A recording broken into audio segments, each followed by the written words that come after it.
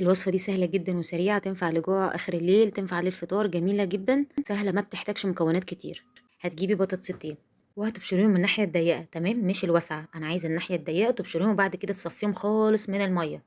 تعصريهم كويس جدًا، ما يبقاش فيهم أي مَيّة، في طاسة ما بتلزقش ونحط فيها معلقتين من الزيت على معلقة صغيرة من السمنة،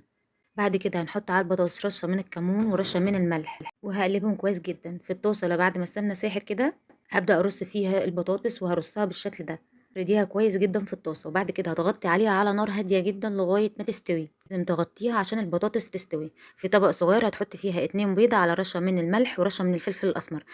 قلبيهم كويس جدًا، جدًا، وبعد كده هتقلبي البطاطس الناحية التانية، وبعد كده هتبدئي تنزلي بال2 بيضة على البطاطس اللي إحنا عملناها في الطاسة، هتوزعي البيض كويس جدًا كده في الطاسة، لازم تقلبي البطاطس الناحية التانية عشان تتأكدي إنها استوت واتحركت في الطاسة، هتحركيها هتلاقي البطاطس بتتحرك جوه الطاسة يبقى كده